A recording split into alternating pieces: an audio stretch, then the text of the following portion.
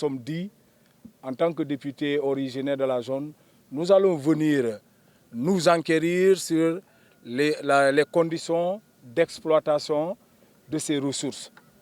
Nous sommes venus également pour savoir qu'est-ce que les populations en gagnent dans cette exploitation du zircon.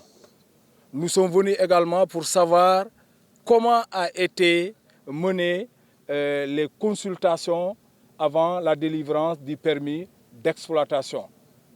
Et nous sommes heureux de constater qu'il y a eu des audiences publiques qui ont été menées où les populations se sont prononcées en majorité pour l'exploitation de ce zircon. Nous, au-delà de ce que les populations bénéficient dans l'immédiat, c'est de voir également s'il y a un programme de développement durable. Parce que vous savez, dans l'exploitation de nos ressources, le gouvernement met en place ce que l'on appelle un fonds intergénérationnel.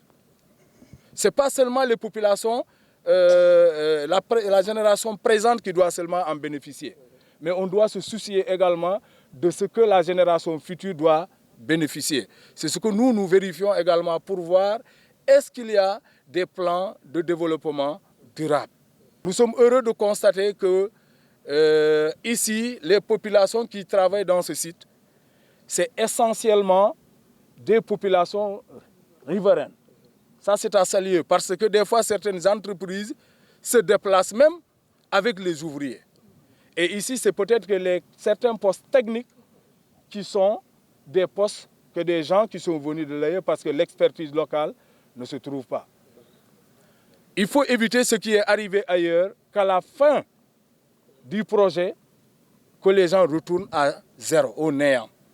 On en connaît en Casamance des entreprises à l'époque, le Primoca, qui était, je crois, des Italiens, qui étaient dans la région de Sédhiou. Mais après le retrait, là, les populations sont restées dans la pauvreté extrême.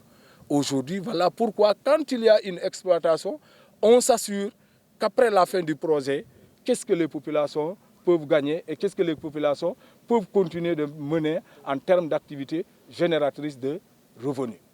Nous, ce qui nous intéresse, c'est de voir est-ce que dans l'exploitation, ils ont un programme de bloc modèle.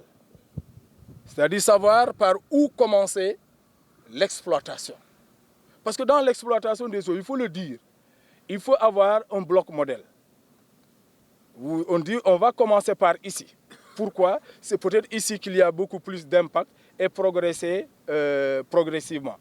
S'il y a des endroits où, par exemple, l'exploitation, il n'y aura pas tellement de rendez-vous, on n'aura pas besoin de dégrader tout le sol. Donc voilà le sens de commencer par le bloc modèle. Il faut faire en sorte que ces terres-là soient réutilisables. C'est vrai qu'on a dit que ces terres-là étaient restées non cultivées pendant longtemps. Mais si ce n'est pas cultivé pendant longtemps et que l'entreprise vient faire l'exploitation, l'entreprise ayant les moyens, au-delà de la réhabilitation, doit aider à rendre ces sols-là fertiles.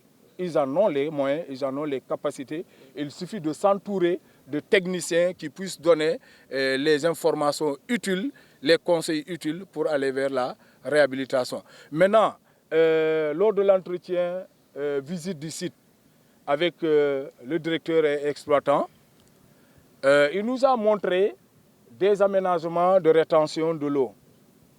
Et il nous a montré également quelque part où ils ont fait des forages.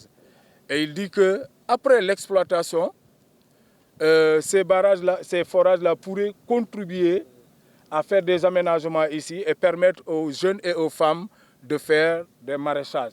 Nous encourageons cela. Le danger serait de laisser des carrières ici après exploitation, que les terres ne soient pas remblées.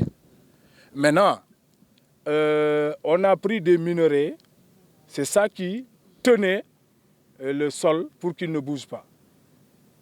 Après cela, qu'est-ce qu'il faut faire pour que le sol ne soit pas trop mouvant? Tout ça, nous conseillons à l'entreprise de développer des stratégies avec les spécialistes pour voir comment faire pour que ces terres-là puissent bénéficier aux populations après exploitation.